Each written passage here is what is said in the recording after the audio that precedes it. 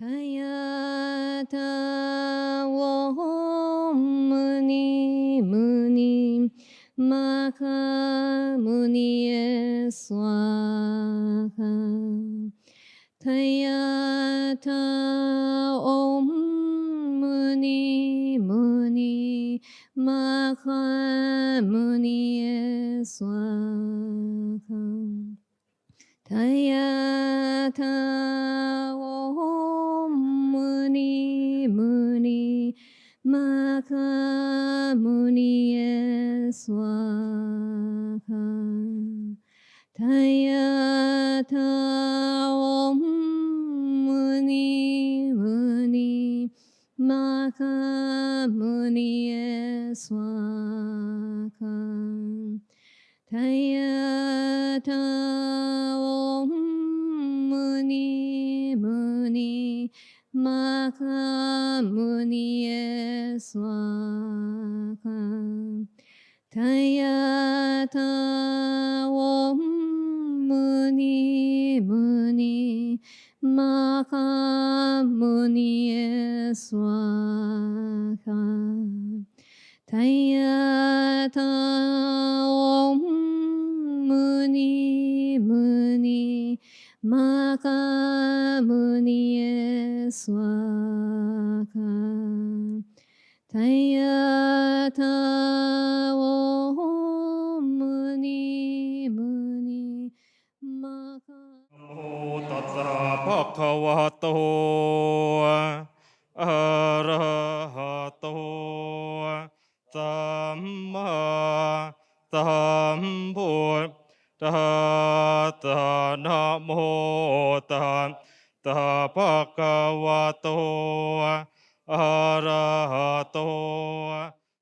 心深般若波罗蜜多时，照见闻云觉空，度一切苦厄，舍利子，色不异空，空不异色。色即是空，空即是色，受想行识亦复如是。舍利子，是诸法空相，不生不灭，不垢不净，不增不减，是故空中无色，无受想行识，无眼耳。 I prostrate to the Gautama, who, out of compassion, taught the sacred Dharma to rid us of all views, distorted views. So Master Nagarjuna's verse. So Master Nagarjuna, in his Mula Madhyamaka Karika, which has about 27 chapters, and at the end of these, at the end, he has written this verse: I prostrate to the Gautama, who, moved by his compassion, taught the sacred Dharma to rid us of all distorted views. So it is a very powerful statement. So the Buddha was moved by his compassion,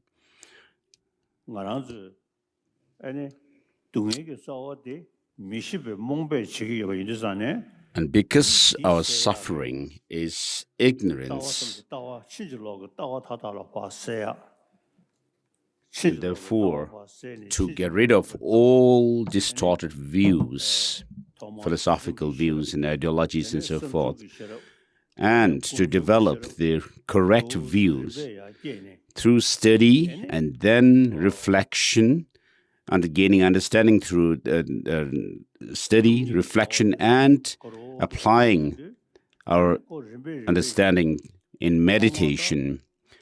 And when you realize emptiness through these processes, so from my own experience. So in the beginning, when I heard about teachings on emptiness, I just had this feeling that it is very good. And then through my study of Master Nagarjuna's the fundamental wisdom verses of the middle way, and also Master Chandrakirti's Madhyamaka Avatara, entering the middle way, and his Autocommentary to it. And having studied these, when I reflected on the teaching on emptiness, through reflection, I gained some conviction on this teaching. And of course, the meditation experience of meditation through on emptiness through meditation has to come about in time. So if you think carefully, you'll be able to see that things do not exist from their own side. As quantum physics also says, so quantum physics says that things appear to have some objective existence, whereas they do not exist the way they appear. And so when you are able to think along these lines, by studying, reflection, and in meditation, you'll be able to see that things have no objective existence whatsoever. And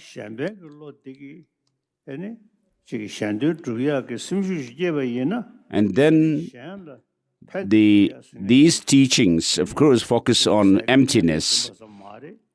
But with regard to altruism, why you need to help others is mainly not by giving material offerings and so forth, but by getting rid of the distorted views within the minds of sentient beings. And so you need to give teachings on emptiness.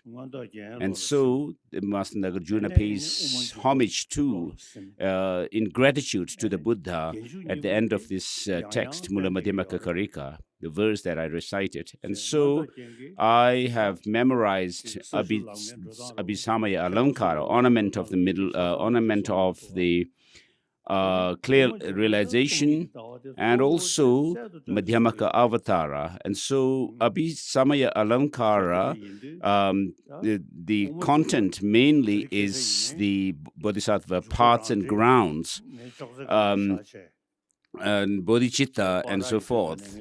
The what we call the methods aspects of the practice, and Madhyamaka Avatara focuses on emptiness. And so I always keep my copy of this text beside my bed. So these distorted views, of course, cannot go away through prayer or recitation of mantras.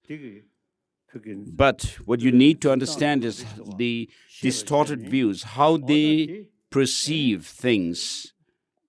And so you need to understand that. And through that, you need to understand.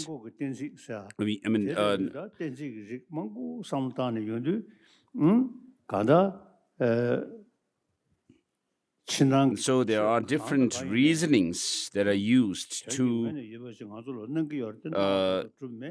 disprove that things have some objective existence.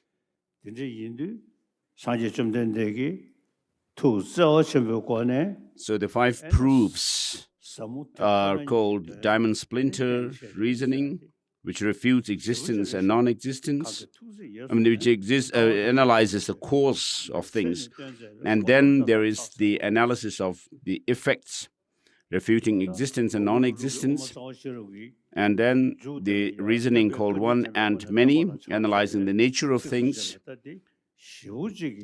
And so this verse that I have recited is a very powerful one in understanding how the Buddha taught in his Dharma out of compassion for sentient beings to get rid of their distorted views. And so when I think along the teaching of the Buddha, reflect on the teaching of the Buddha, I also reflect on these lines from the Madhyamaka Avatara, chapter 6, verse number 34, 35, 36.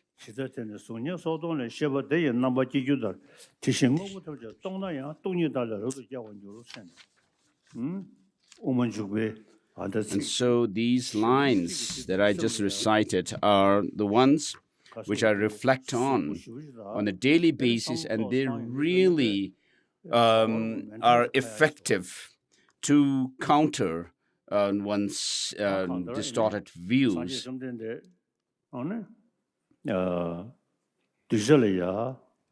So these verses basically refute the absurd consequences. I mean, they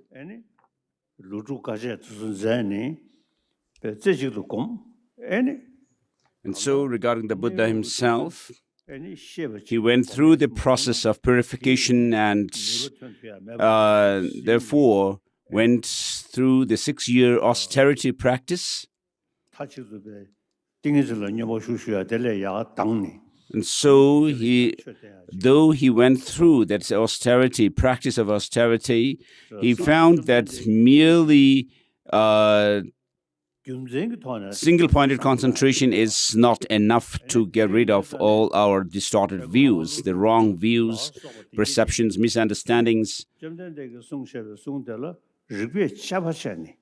And so the masters like Nagarjuna and so forth have also delved into the teaching of the Buddha through logic and reasoning. And so just as the Buddha himself has stated that his followers should not just take his teachings on the face value, just taking them literally all the time, but they should investigate and thoroughly analyze the teaching and then accept it. And so, once you have studied the text and given thought to them, you will be able to come to the conviction that things do not exist as they appear, the way they appear to us, and therefore this clinging to objectivity in things, that things have some independent objective existence, the clinging will be reduced. And so that actually counters our grasping at some true independent existence in things and self. And so the Buddha, who gave such teachings, lived over 2,500 years ago, but even today, the teaching of the Buddha himself survive, and this is quite valuable, significant. And so with regard to the teaching of the Buddha, of course we do take refuge in the Buddha, Dharma, and Sangha. We say, I take refuge in the Buddha, I take refuge in the Dharma, and I take refuge in the Sangha. And that alone is not enough. Mere faith is not enough, but we need to investigate, go deeper into the teaching of the Buddha, and therefore we need to study it. And so in the beginning, when the Buddha was alive, in India, people began to take interest in his teaching, and therefore through their interest, they came to understand that it is important to study the teaching of the Buddha, and therefore gradually the Nalanda monastic institution came into being. So we also, those gathered here, the Buddhists are followers of the Nalanda tradition. So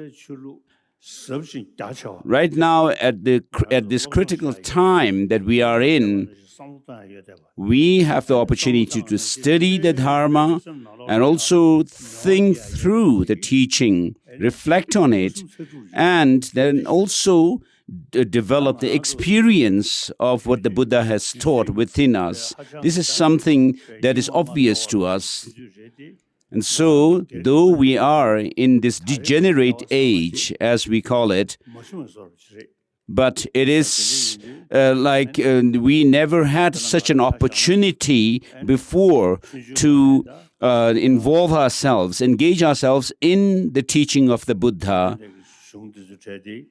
And so, regarding myself, since my childhood, I have memorized the important texts of Buddhism, and then listened to the explanation of these texts from my tutors, and I have studied quite a lot. And then I came into exile, and so I had more opportunity to reflect on the teachings that I had studied while in Tibet. And so this has been, becoming an exile has been like a blessing in disguise. And so not just taking for granted the teaching of the Buddha, the teachings like Master Nagarjuna's, Master Chandrakirti, Madhyamaka Avatara, and so forth. We have the opportunity. And so this is a great, significant opportunity that we have. And then through study, reflection, and meditation, you can see that there is a transformation happening within oneself. Of course, I'm not praising myself, my qualities, but with regard to the view of emptiness and bodhicitta, I can say I have quite a good degree of experience. Where I may not claim to have the genuine experience, but some kind of experience which comes about, which I can feel when I put some effort in meditation on these points of meditation. And so through this, I can feel peace of mind. I experience peace of mind, and that in turn has helped my physical health, and I could sleep better. And so in my daily life, I can feel that I have a relaxed way of a manner of living one's life. So I'm not taking, it's not about like taking tranquilizer, but what we need to know is the workings of our emotions, like anger, jealousy, arrogance, or pride, and so forth, how these develop in us and how to counter them through understanding the teaching. So though you may not think about the next life or reaching that of liberation or omniscient state, but just in this life also, of course, we have all kinds of problems, but we can deal with these negative emotions, pride, or arrogance, and so forth. So,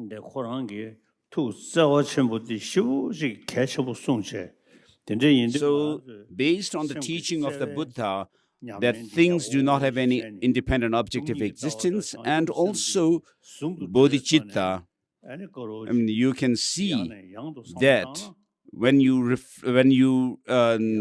think over and over again on this meditation on emptiness and bodhicitta, you'll be able to see how changes happen within yourself by countering this strong clinging to some objective existence and things and the selfishness. And when you have this kind of experience, you'll see there is an easiness within yourself, a feeling of easiness and being at ease within and feeling relaxed. So, of course, the teaching of the Buddha today is at a very critical juncture, and particularly the teaching of the Buddha that has spread in Tibet, which was founded by Master Chandrakirti, mainly in the 8th century, and then we followed that tradition of Nalanda. And so this teaching comprised of both the scriptures and realization. So even today, of course, amongst the Chinese, there are people who have who hold on to communist ideology, and these hardliners try to obliterate the Buddhist tradition that we have. The Tibetan people's faith and devotion cannot be obliterated or vanquished. And in fact, the spirit of the Tibetan people and their devotion to our culture and religion is like a strong mountain. So, of course, we are not saying that as we are Buddhists, that everyone should also become Buddhists, but because the Buddha himself gave his teaching in accordance with the mental dispositions of his followers. Even in India, there were the Vaibhashikas, these 4 schools of philosophy within Buddhism, Vaibhashikas, Authenticas, Chittamatra, and Madhyamaka. And so people have different mentality, different dispositions to different philosophical ideas. And so today, in this world, the 7+ billion people have different mental dispositions, but all these religious traditions, the essential message is that of good heart, a warm-heartedness. And then with regard to the teaching of the Buddha, of course, on top of that, we have the teaching on things having no objective independent existence, just like what the quantum physics says. And so as soon as we wake up in the morning, we should think of helping others, using this life, not harming others, but helping others and to be good person. Why we need to do that is, if you are able to think more deeply, you should think of the fourfold emptiness taught in the Heart Sutra, the Heart of the Wisdom Sutra, which says form is empty, emptiness is form, form is not other than emptiness, and emptiness too is not other than form. And so through understanding the way things are, that they lack any independent objective existence, then you'll be able to apply that teaching within yourself to transform your mind. And so, one of the disciples or followers of Master Nagarjuna was Master Chandrakirti, and his text, the Madhyamaka Avatara, Entering the Middle Way, and its Autocommentary.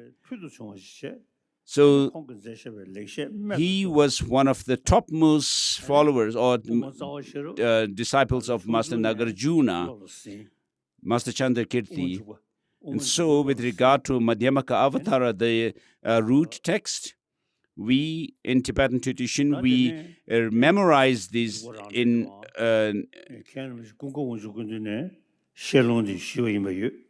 And I also received an explanatory transmission on this text and auto-commentary from Khen Rinpoche, Kunga Wangchuk of Sakya tradition. So I will read through the text.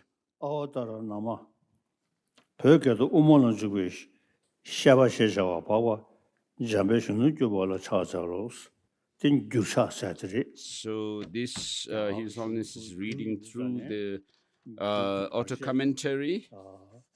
So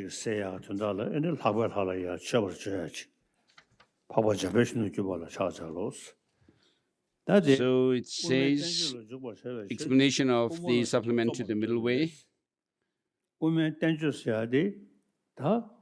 in the language of India, Madhyamaka Avatara Bhashyam Nama, in Tibetan, Umalajukpa Shepa Shechawa, and then we come across the translator's homage to youthful Arya Manjushri.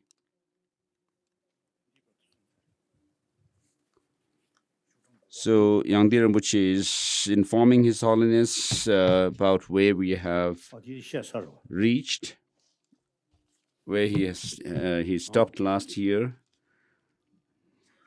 So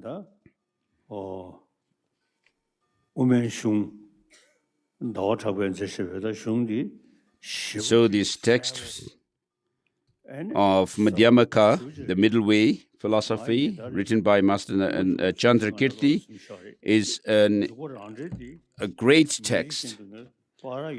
So I have memorized the root text, Madhyamaka Avatara itself, in my childhood, and I read this auto-commentary whenever I have time.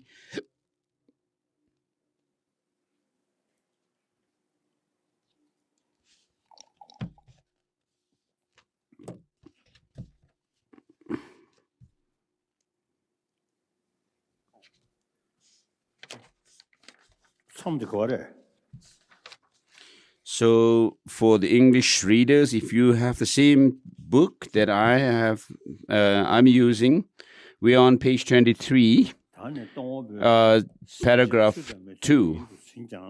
Now, even though donor sentient beings are not in accord with proper ways, in order to express the great essence of giving, harmonious with their actions, the root text mentions. I'm reading the root text from the translation by Dr. Thupten Jimbala. All those with weak compassion and ruthless minds, we are on verse number 11.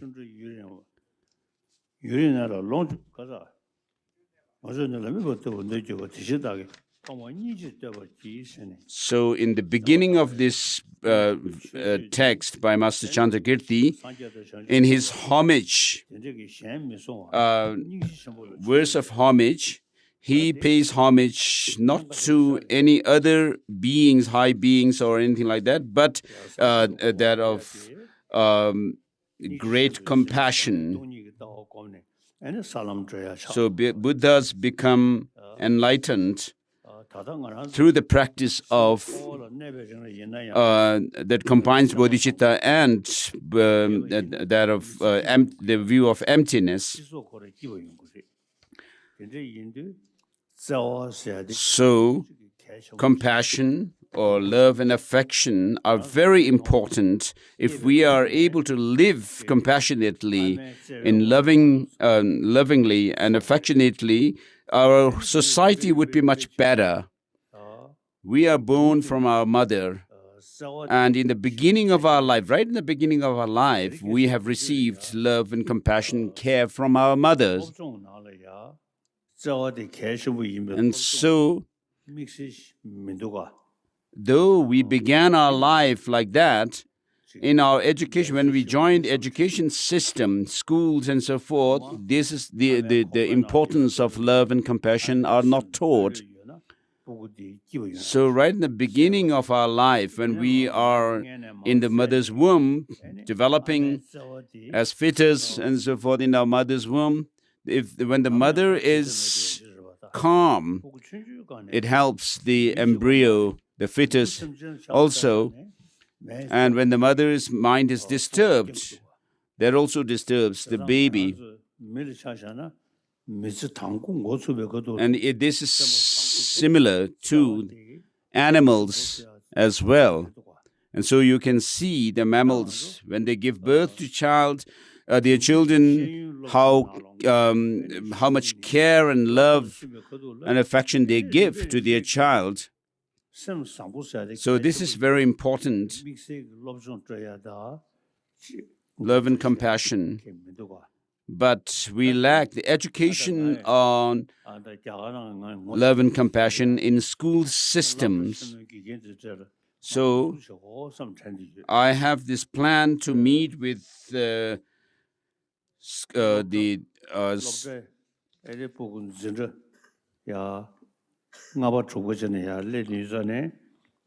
academicians in college and universities to discuss about how to introduce love and compassion in our curriculum. And so, beginning with the kindergarten up to university, and so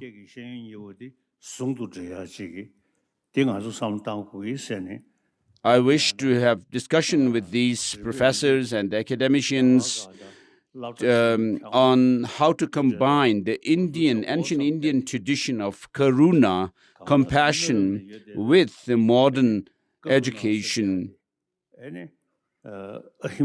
So karuna and ahimsa, compassion and non-violence, how to introduce these values in our education system.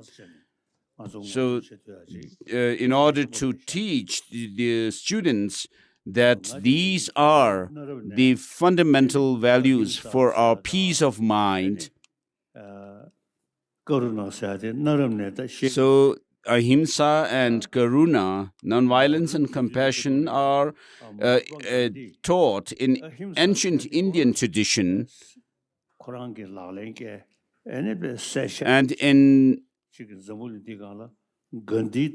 the independence struggle of India, Mahatma Gandhi used the teaching of non-violence, ahimsa, to fight for India's independence. Though he was educated in the West,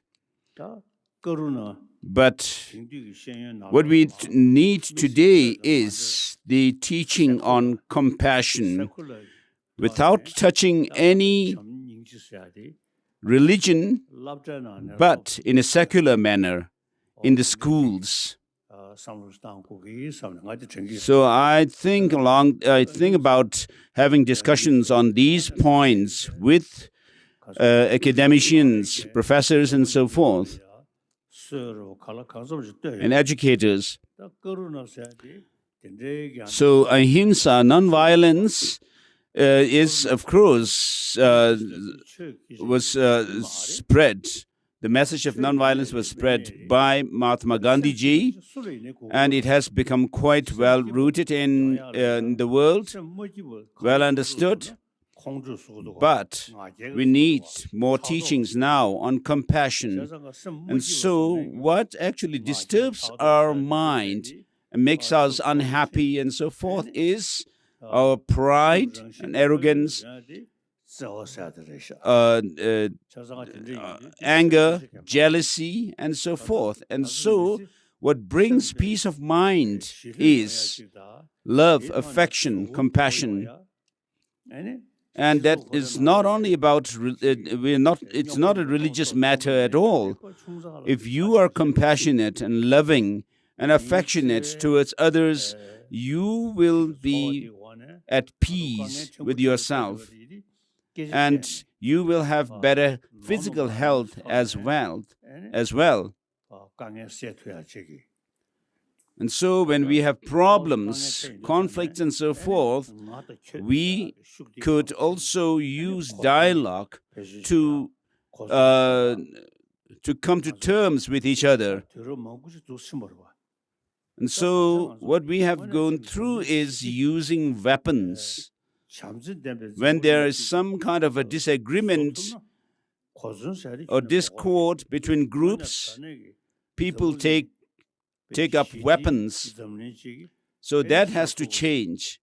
If we can spread the message of love and compassion through education, we can bring peace in the world, which we talk so much about,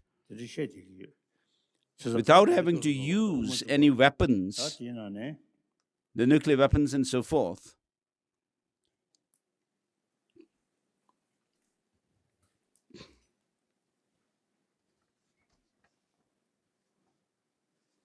거래서 단에 동부에 주고 세 거래 주고랑这个세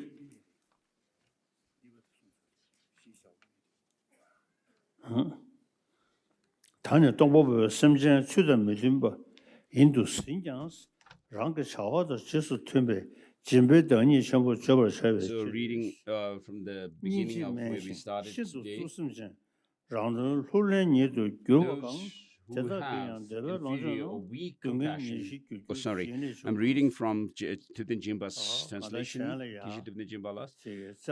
Those with weak compassion and ruthless mind, who seek their own welfare with enthusiasm, even for them, the wealth they desire will come from generosity, a course that relieves suffering. And so,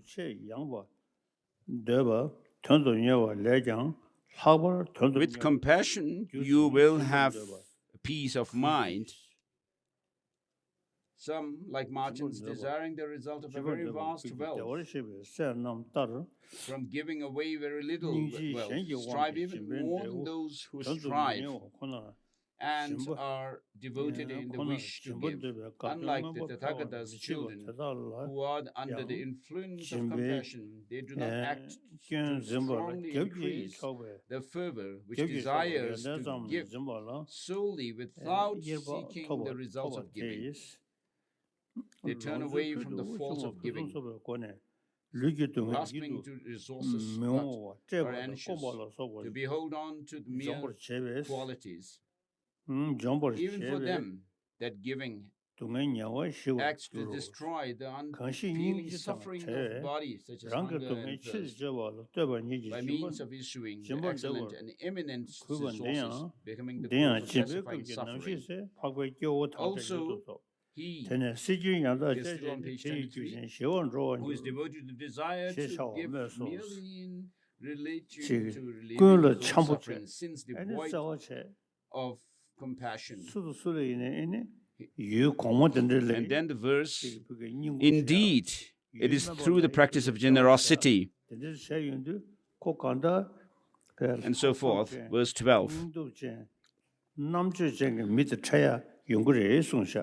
So when a person becomes compassionate and earnest in giving to others, such a person would be able to, in the end, meet with Arya beings, and he will cut clean the continuum of cyclic existence. As a result, he will journey to the state of peace. So that is mentioned because it was set forth that the holy ones will come in the presence of donor patrons. One with great appreciation for giving will meet an Arya being through the context of giving. Hence, from his thorough teaching, he will understand the lack of qualities in samsara and actualize the stainless Arya path, thereby having abandoned ignorance of pacifying suffering, casting off the continuity of samsara, engaged from beginningless time in succession of birth and death, one after another, he will completely pass beyond sorrow through the vehicles of fears and solitary realizers. Hence, to some extent, the giving of those who are not bodhisattvas is the cost of attaining the happiness of samsara nirvana. So, these are talking about the advantages of giving or generosity.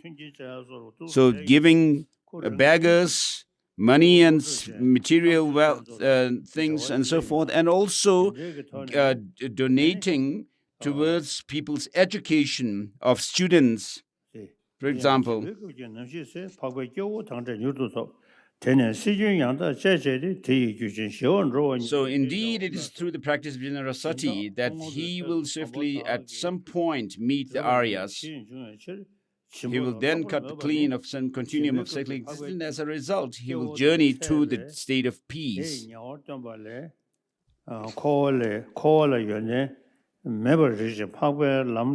those who are not, the final paragraph on page 23, those who are not bodhisattvas will not definitely enjoy the result explained at the same time as giving, and hence, because the result of giving is unmanifest, it is even possible they will not engage in giving. Yet the bodhisattvas, at the very same time as giving, through completely satisfying the mind of the seeker, attain the strongly desired excellent result of giving, and thus retain a supreme joy and thoroughly enjoy the result of giving at that time. Because of that, they take joy in giving at all times.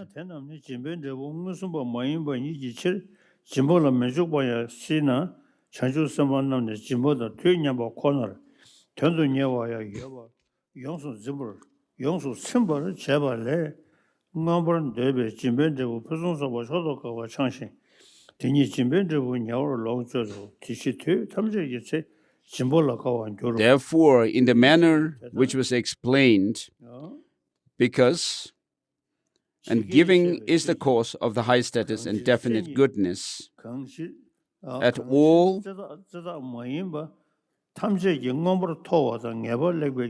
of all, the merciful and non-merciful.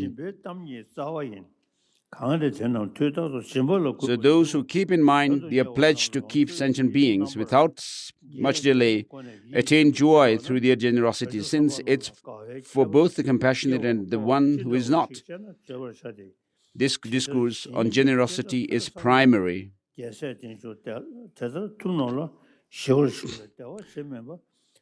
So if asked when they satisfy the minds of those who seek by means of distributing resources, what kind of special joy is itself generated in the bodhisattva, as a result of which they are devoted to giving at all times, that is expressed in verse number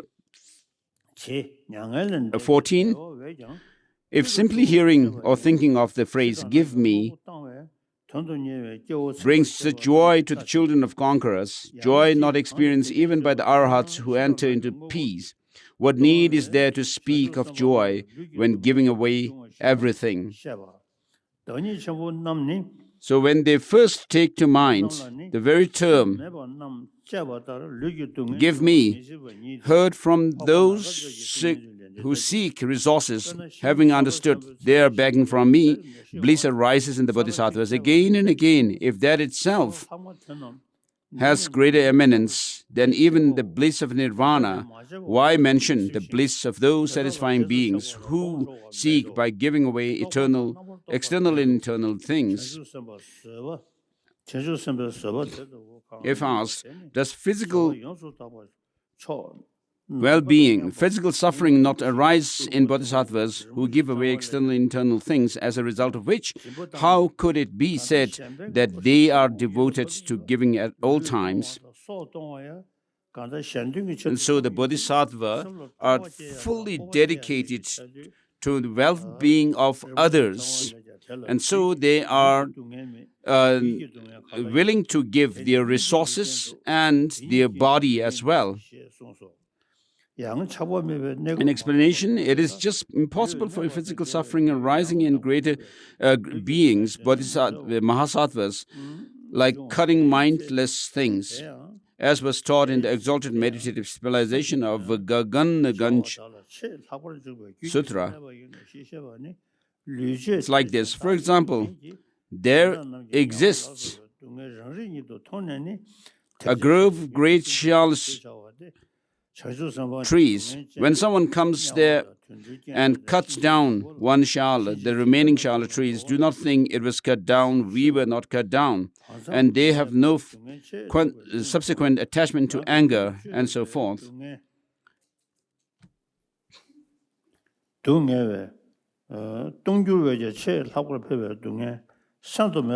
then we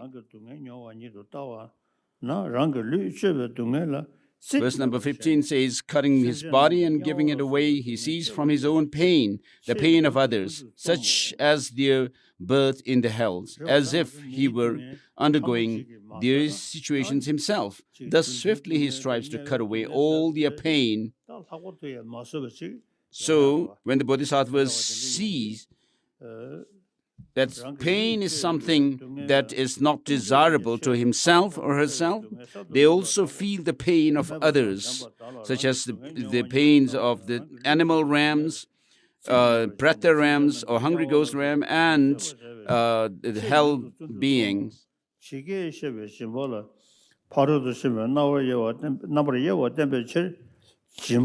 we are on page 25 now, with regard to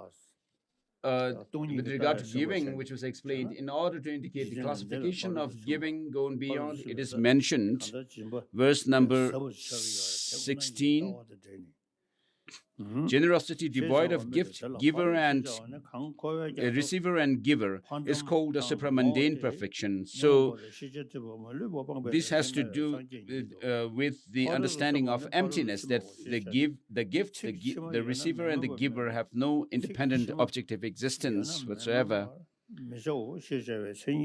But when attachment of these arises, it is then said to be mundane perfection. So there, what is beyond? The far shore or bank of the ocean of samsara, Buddhahood, which has the nature of having abandoned, without exception, the obscuration of delusion, object of knowledge. To reach beyond is called gone beyond by the rule which says omission of a syllable is not made when a latter word exists. Since omission of the case of the object is not made, it is formed, or because of being preshodara and so forth, it is left with the letter ending itself. It is explained in particular, having specified the wisdom, and since giving and so forth are similar to the practices gone beyond, they are practices gone beyond through the distinction of the thorough dedication, having posited the as definite to go beyond, it will attain the name giving gone beyond. Also morality and so forth, to be explained, should be understood similarly.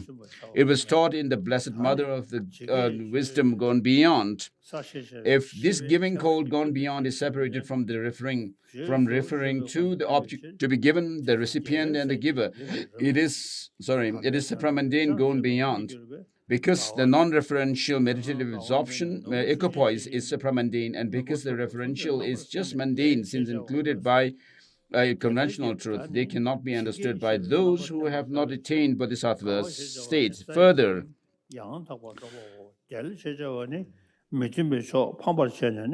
abiding perfectly in the bodhisattva's mind, and endowed with the light beautifying the sublime ones. If that very giving has reference to the three, it is mentioned as a mundane gone beyond. And now, in order to indicate the so-called ground, which was explained by means of subsequently explaining the eminent qualities of the distinction of knowledge, wisdom, the root text mentions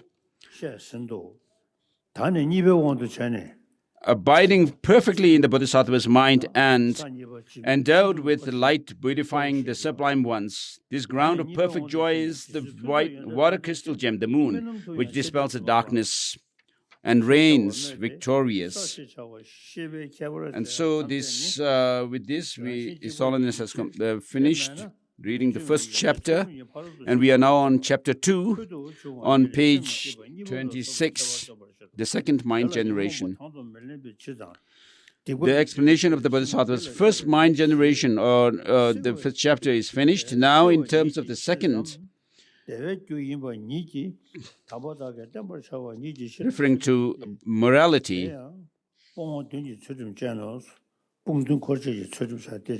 he is endowed with perfect morality and purity. Even in dreams, he shuns the stains of immorality.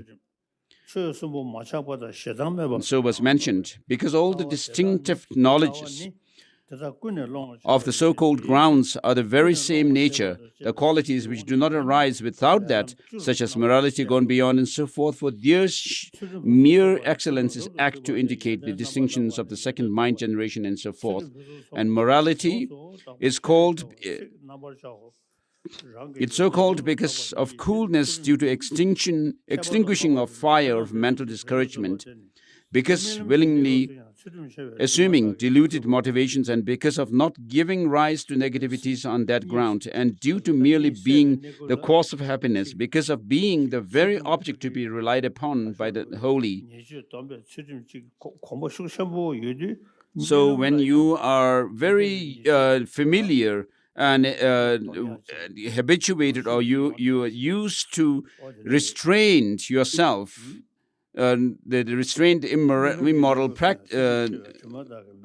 practices, even in dream, you will be able to restrain immorality.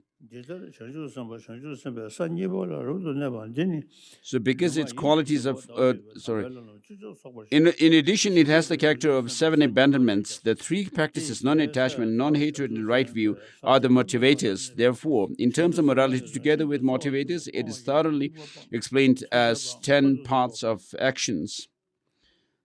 So sublime morality is fully developed morality. Very purified qualities are pure qualities. Hence something joining the words by saying fully purified sublime morality, because its qualities are fully purified. Morality is highly distinguished. Because of possessing that, the bodhisattva is not polluted by the stains of broken morality, even at the time of dreams. So that's where His Holiness commented about restraint of immorality, even in dreams. And if asked further, how do the qualities of bodhisattva become completely purified through sublime morality like that? In verse number 1,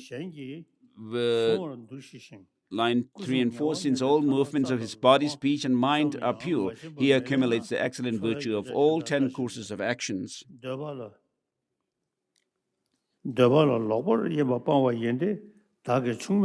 As was taught in the second bodhisattva ground of the sutra on the 10 grounds, O children of Conqueror, a bodhisattva who abides in the stainless ground of the bodhisattvas has naturally abandoned killing, having abandoned clubs, abandoned weapons, abandoned resentment. Since possessing abstention and having engaged in compassion, he has a beneficial, happy, merciful, and loving mind towards all animate beings and spirits.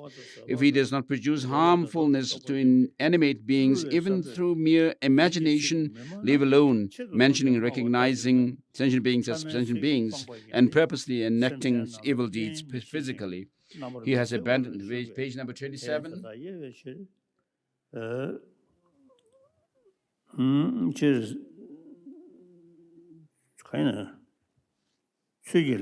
He has abandoned taking without being given, since satisfied with his own resources and having mercy, as he cares for others' resources. If he recognizes those things fully owned by others as owned by others, and having given up the mind to steal, does not take what is not given, even so much as mere grass and leaves, leave alone mentioning other articles of livelihood. He has abandoned sexual misconduct with regard to desire, since he is satisfied with his own wife, and without desire for others' wife, he does not generate even a thought longing for women owned by others' wives.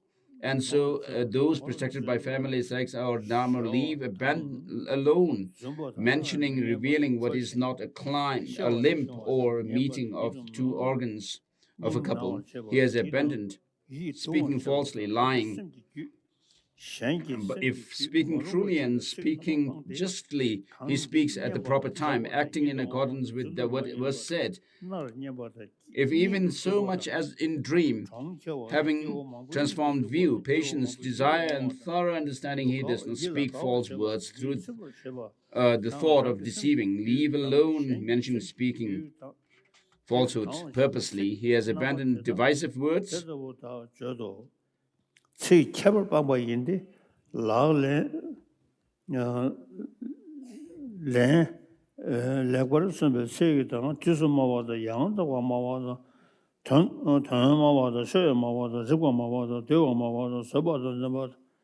since not creating disunity among sentient beings and engaged in non-harmfulness, having heard from this side, it is not told to the other side in order to divide them, and having heard from the other side, it is not told to this side in order to divide them.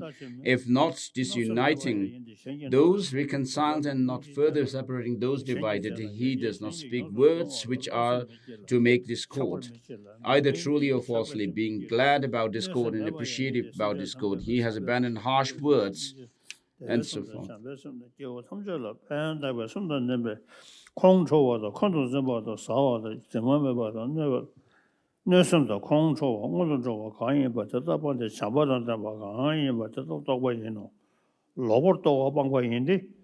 So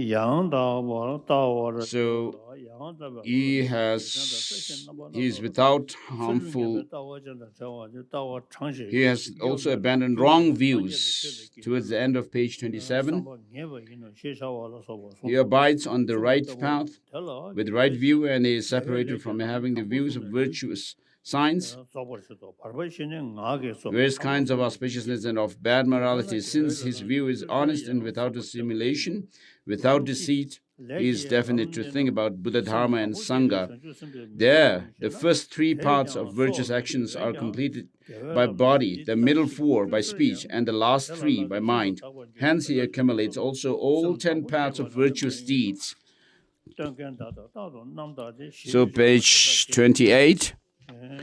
If asked, are these 10 parts of actions not accumulated by the Bodhisattva who generate the initial mind? Indeed, he also accumulated. However, not only this path of virtue, but in all 10 deeds, he becomes most excellent and pure. For the Bodhisattvas who generate the initial mind, it is not like that. And going on to the verse number 2, just as the radiant autumn moon adorns the night sky, morality adorns him with peace and radiance. Although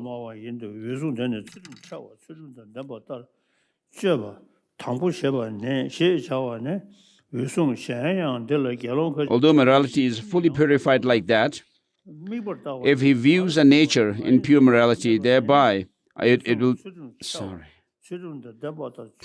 Should he, though pure, see in terms of intrinsic nature, his morality will remain impure because of this. Thus, with respect to all three elements of discipline, he always remains free of the flow of dualistic thoughts.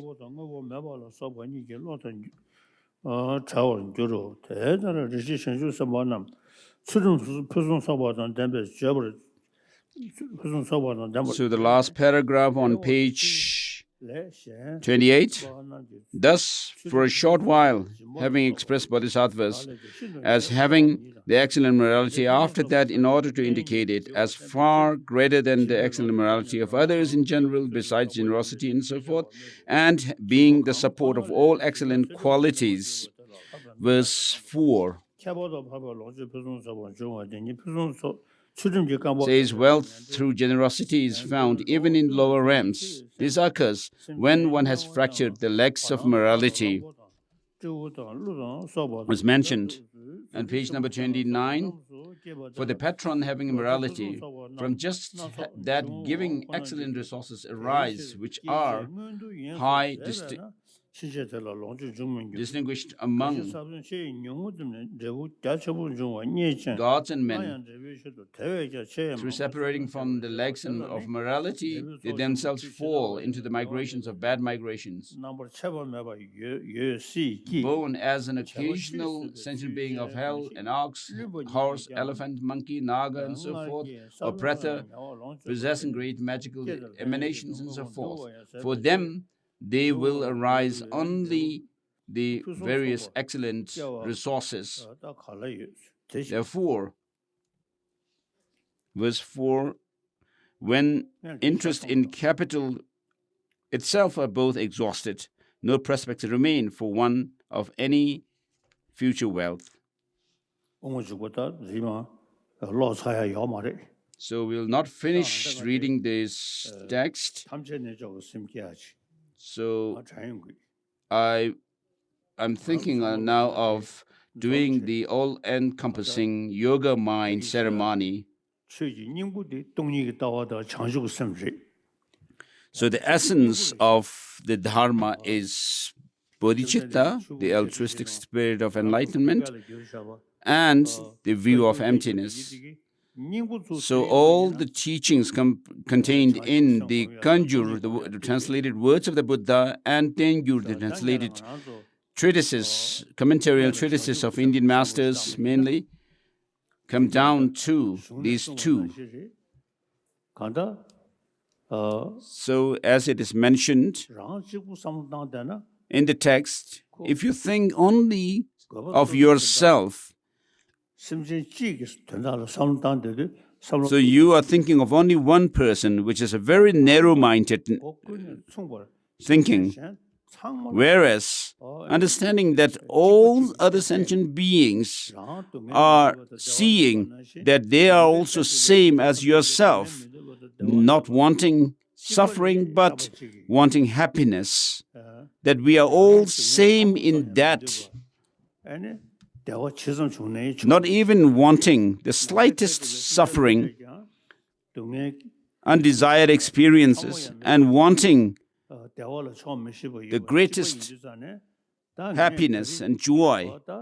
So, because we are all same in that way, the bodhicitta, which is the warm-heartedness towards other sentient beings, at this time when we have been born as human beings, met with the Dharma. So, if you disregard others and think only about yourself, that is foolish. Whereas you'll be wise if you think of the more number of beings than thinking of yourself alone. So because of our selfishness, all our problems in the world arise. So others are same in not wanting suffering, misery and so forth, but wanting happiness, just like myself. And so thinking that I will not cause harm to anyone, either directly or indirectly, and therefore, thinking along that line, because we are all same in not wanting suffering, even the slightest, and wanting happiness,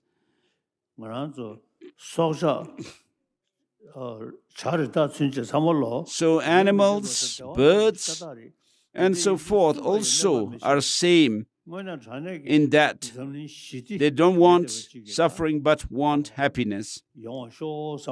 So having this wish or aspiration for the world to be free of any suffering, and that I will not harm anyone, whoever they may be.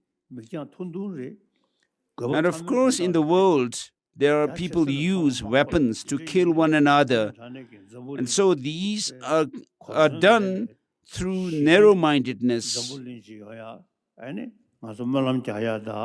And so we should think of and pray for world peace and peace for all sentient beings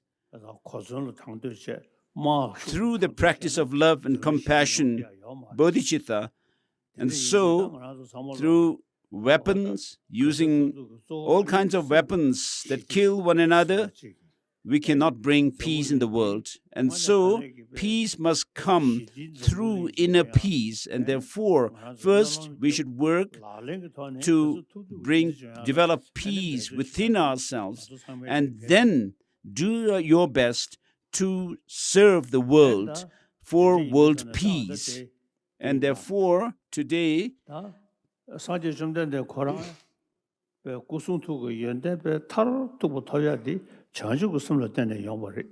So the Buddha became fully enlightened, having all the perfect body, speech, and mind.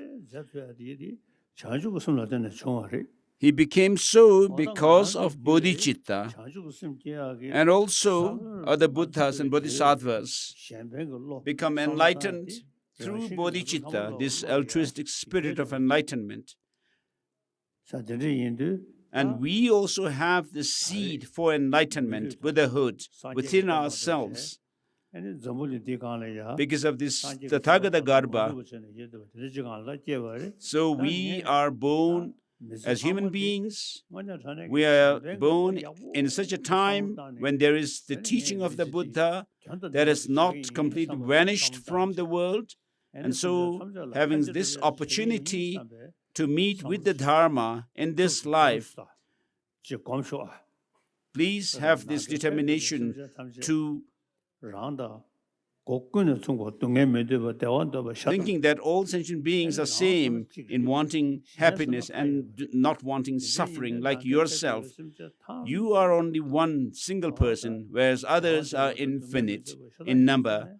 And therefore, from my own side, to the best of my ability, think of developing as much as you can to develop this altruistic attitude to help others and not causing any harm to them. So, this bodhicitta, meditate on it, and then in order to get rid of all our distorted views, misconceptions and so forth, we need to understand things are empty of any objective existence.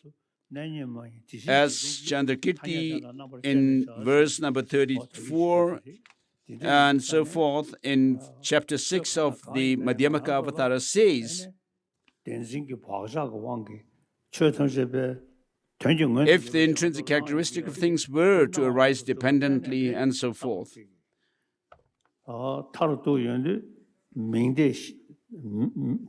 so which goes through the four absurd or logical consequences.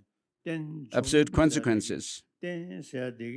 So thinking about, but you should think of the fact that things are dependently arisen, dependence. With dependence, what you understand is that things are empty of any objective independent existence, and arising or origination, with that word, what you understand is that though things are empty of any intrinsic existence, yet they come about, they arise through causes and conditions, and therefore things have no objective independent existence whatsoever. And so meditate on emptiness for a while.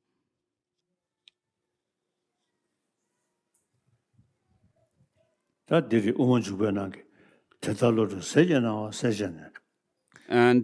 the end of verse chapter 6, Master Chandrakirti says, thus illuminated by the rays of wisdom, the Bodhisattva, verse number 224, chapter 6, the Bodhisattva sees as clearly as a gooseberry on his open palm that the three realms in their entirety are unborn from their very start, and through the force of conventional truth, he journeys to cessation. Though this mind may rest continuously in cessation, he also generates compassion for beings bereft of protection, and so forth.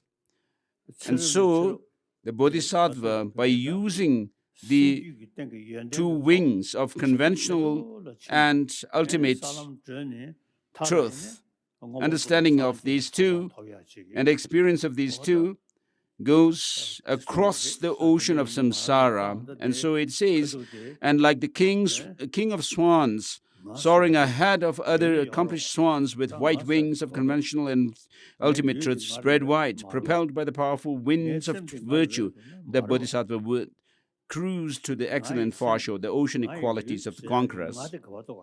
So if you check yourself, where who you are. Your body is not you, not your mind is not you. But we have this very strong sense of cherishing oneself. And in the non-Buddhist tradition, they call it Atma. Whereas in Buddhism, we talk about anatma or no self. So, whatever you may be engaged in, going somewhere or resting, sleeping, or sitting, there's no self that can be pinpointed.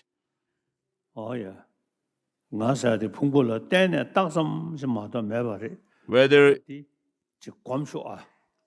in the body or the mind, and therefore the self, though do not have any intrinsic existence, the self is merely designated on the basis of our aggregates, the psychophysical aggregates. So these two principles of bodhicitta that you have meditated on, first the bodhicitta, conventional bodhicitta, which thinks of becoming a Buddha for the benefit of all sentient beings. Imagine it transforming into a white moon disk at your heart. And then, with regard to emptiness, even the Buddha cannot be pinpointed. If you try to search for his identity in his body and mind and so forth, and you yourself and other sentient beings do not have any objective existence, and this transforms at your heart into a vajra. So, Om Sarva Yoga Citta Upatayami, repeat that 3 times. Om Sarva Yoga Citta Upatayami.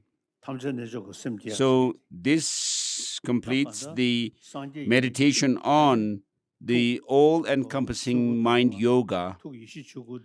So the Buddha's mind, Dharmakaya, and the Buddha's body with all the excellent marks and signs, these two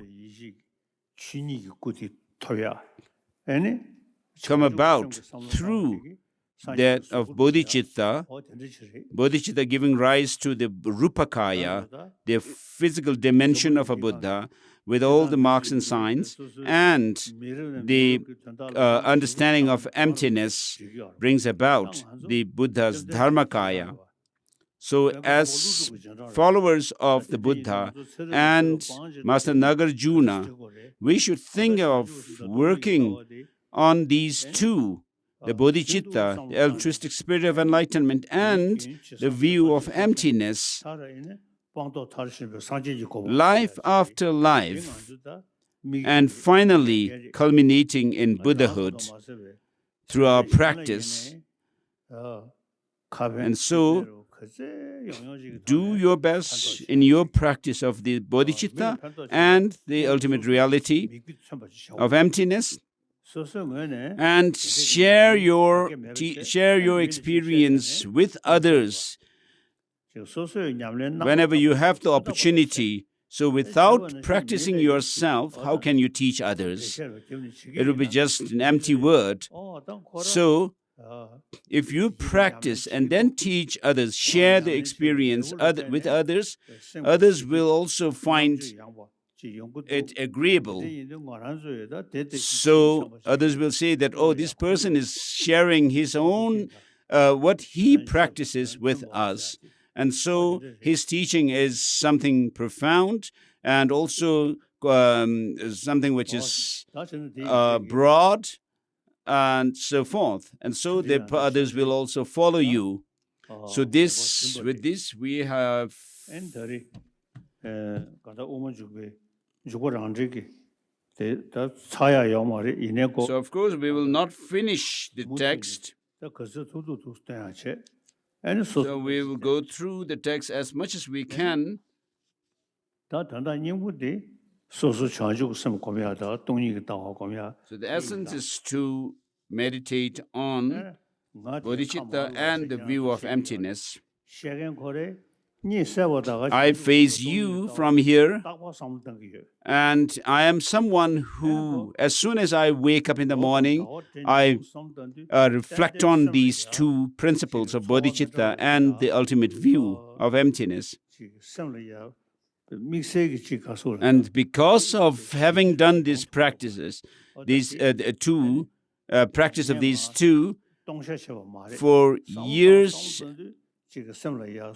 and years, I can see some change happening within myself, and therefore, as we are all same as human beings, in order to have peace of mind, whatever circumstances, bad circumstances or misery and so forth you may fall in, and these will help to keep your peace of mind. And so let us recite Om Mani Padme Hum, the sixth syllable mantra of Avalokiteshvara, who is the patron, the main deity, special deity of Tibet. So let us recite this mantra, Om Mani Padme Hum, and also our mantra of Aryatara. Om Mani Padme, Om Mani Padme, Om Mani Padme, Om Mani Padme, Om Mani Padme, Om Mani Padme, Om Mani Padme. May whatever merit I have gained through this recitation, through this practice, may I become the Avalokiteshvara and help others also. And next is the recitation of the mantra of Aryatara, Om Taritu Tarituri Soha, Om Taritu Tarituri Soha, Om Taritu Tarituri Soha, Om Taritu. Om Taritu Tarituri Soha, Om Taritu Tarituri Soha, Om Taritu Tarituri Soha, Om Taritu Tarituri Soha, Om Taritu Tarituri Soha, Om Taritu Tarituri Soha, Om Taritu Tarituri Soha, Om Taritu Tarituri Soha, Om Taritu Tarituri Soha, Om Taritu Tarituri Soha, Om Taritu Tarituri Soha, Om Taritu Tarituri Soha, Om Taritu Tarituri Soha, Om Taritu Tarituri Soha, Om Taritu Tarituri Soha, Om Taritu Tarituri Soha, Om Taritu Tarituri Soha, Om Taritu Tarituri Soha.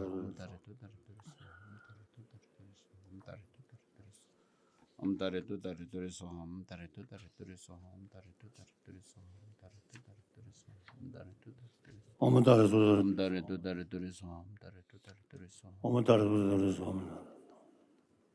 Taritu Tarituri Soha, Om Taritu Tarituri Soha, Om Taritu Tarituri Soha, Om Taritu Tarituri Soha. May I accomplish and become Aryatara through this practice. So we have done with today's teaching. Please stay happy. If you stay happy, then you will have peace of mind. Otherwise, if you are unhappy, then you just tend to develop pride, jealousy, and so forth. So if you are happy and at ease with yourself, then you will also remain smiling. If you look at me, I always keep my peace of mind. And even those who cause harm to Tibetans, I'm not angry with them. So you have never seen the Dalai Lama becoming angry. And so peace of mind is very important. So please keep that in mind.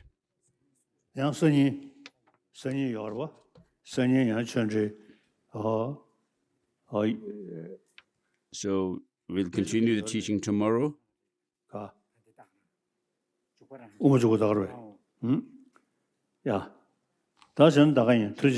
So that's all for today.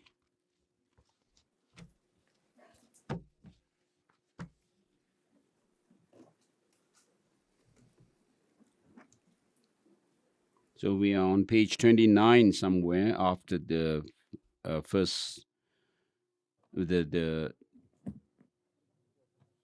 two lines from the text, root text.